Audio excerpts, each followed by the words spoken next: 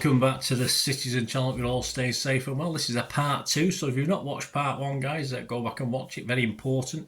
And this is a feature simply called The Boys of 99. Just a 14-parter. This is part 2 of episode 1, if you like, of the 14 features we'll be doing, and it's all about, of course, the Boys of 99. Yes, we won't include Joe Royle in this. It's all about the players. I've done stuff on Joe Royle, as you probably know anyway. So this is a continuing look at Terry Cook's time, and we're doing it in appearances as well. So obviously this is the first episode, part 2 of it, and of course Terry made the least appearances for City. So of course we'll talk about who's next up when we do get to the end of this one. So we finished part 1 as City had reached the playoffs and, of course, the playoff final. And, of course, Terry would have his own key moment, yes, in that playoff final itself. So we're not concentrating too much on the Gillingham game. We're talking about the City careers of these players. So there will be a mention of the Gillingham game, of course there will be, but it's not specifically about that. So let's have a look at, of course, we beat Wigan to get through to Wembley. We'll have a look from that stage and see how things went. Please, if you are new to the channel, push that subscribe button, push the bell notifications, everything City, past, present, and as long as I can keep going. So, great to have you on board. Please spread the word. And if you look through the channel, you'll see stuff on film and TV as well, another passion of mine. So if that's of any interest, have a look at that. Or if you know someone who might be interested, please point them in my direction. I'll be very, very grateful. And please, all comments and memories of Terry Cook or anything to do with City, just get in touch with me. That'd be absolutely fantastic. Right, we'll have a look at that. Not too much to say about the Wigan game. Of course, other players might have had more of an impact on that one. But we're just going to go on to the Gillingham game, the final itself. He said it was, of course, as most footballers, it was a dream come true to play at Wembley. Of course, he could have been playing in theory there with United at some stage, but it didn't quite work out. We know that, of course, there was a big injury problem, a cruise ship problem, and he never quite got into that United team, even though he was originally called one of the class of 92, like the rest of them, but that faded. But we talked about that in part 1. Anyway, it mattered little about what level this was, whether it was the third level playoff final or whatever, to play at Wembley for Terry was a dream come true. And as fans, it was a dream come true always to go to Wembley. It wasn't my first visit. I've been 3 or 4 times before that, but it was always nice to go. Like most of the team, it wasn't his greatest performance, but he did get in a few crosses that we couldn't quite capitalise on. And Cook himself, of course, his moment of glory was the fact that he was a third penalty taker. He was asked if he wanted to take one. He said yes. And there was extra pressure. Of course, Dickov had missed the second. So even though we'd done okay, it was a bit of more pressure on him, and he decided to actually. He chose a corner and went for it. He put it right. Terry's kick was so well placed. The goalkeeper, though he chose the correct way, correct place to dive, couldn't reach it because it was so well placed into the corner. And of course, the rest of that game is now history. So, but Terry played an important part. His season stats for that 98-99 season, he had 21 regular season starts and scored 7 goals. So he didn't miss a start from when he joined us. And he hadn't made 3 playoff appearances, of course. On to season 99 and 2000, 1999-2000, where it started to unravel just a little bit for him. On the 21st of August, a 6-0 hammering of Sheffield United at Main Road. Though not on the score sheet, he set up both Goater on 66 and 72 minutes for City's 4th and 5th goals. He scored the only goal in a second leg round 2 Worthington Cup game, which is what the League Cup was called then, at Turf Moor in a 1-0 win on the 23rd of August. City actually led that 5-0 after the first leg 2 weeks previously. His long-range curl, though, on the night beat the Burnley keeper Crichton.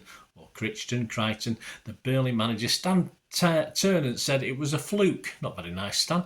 But Terry and his manager Joe Royle would have none of that, said it was deliberately meant. Well, City had another winger who began to share and perhaps take some of the limelight off Terry and Marc Kennedy, of course, and very quickly Terry was finding starts a little harder to come by. His last 8 appearances for City, 7 would come off the bench, a far cry from being one of the first names on Joe Royle's team sheet after his arrival last season. The arrival of Robert Taylor coincided, although not a straight swap in positions, of course, with Terry Cook unable to get himself back into the first team squad. It was a spell in the reserves for Terry, but away from Kennedy and Taylor, it was a certain Ian Bishop who Joe would prefer moving forward, and one or the other started. It was usually Ian Bishop who himself was getting the plaudits. There were obviously problems between Cook and his manager, and there were also rumours that City were unwilling to pay the balance of $400,000 still owed to United, based on Terry's appearances. We'd of course paid him $600,000 up front, and we had another $400,000 to pay. A start or two more at this stage, and the money would become payable. Bernstein at the time said, he denied this at the time, saying if he'd been needed by Royle, we would have found the money. But either way, Cook's regular starts were now a thing of the past, so you decide what you believe. On October the 30th, in an eventual 2-1 win at Port Vale, although he was not the only City player having a poor first half, he had the dignity of being hooked at half time for a young Shawnee Wright-Phillips.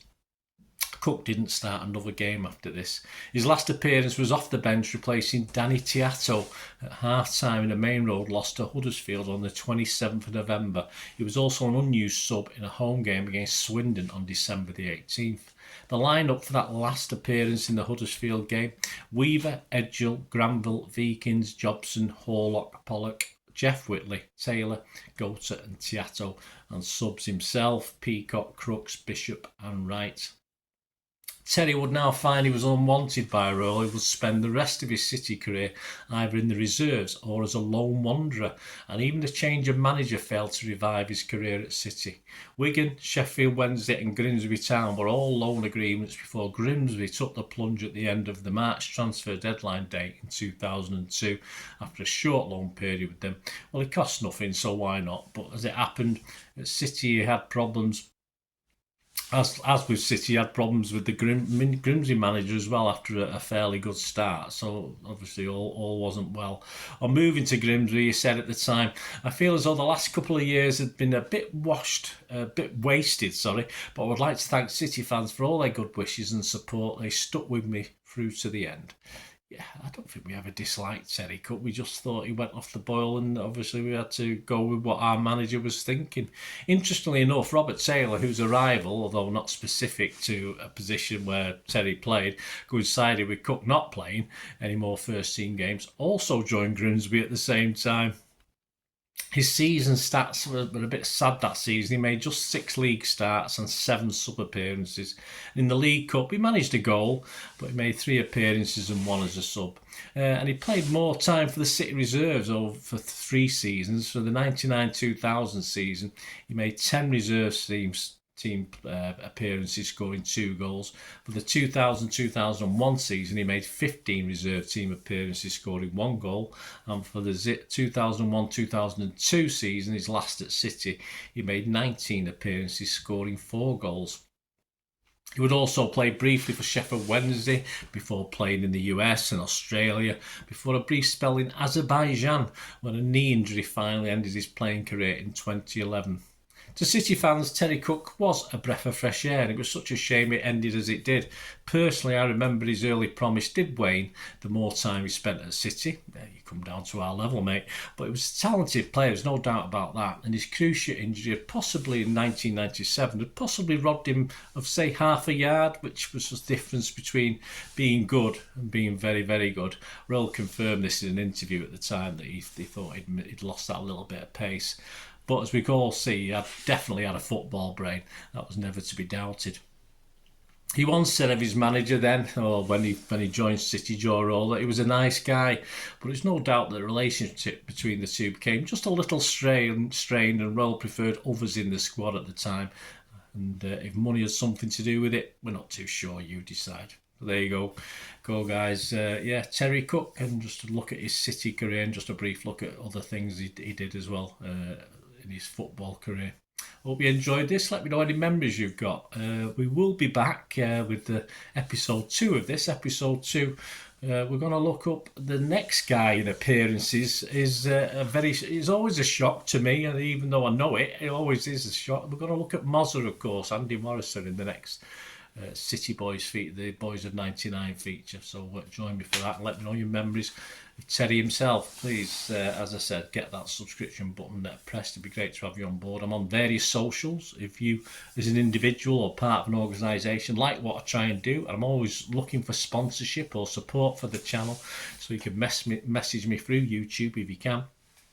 We can have a chat, or you can follow me on various socials. We're on X and TikTok at the same address, at Bernard_Deneen, where I put lots of football stuff and film and TV stuff as well. I'm on Facebook, simply at Bernard Deneen.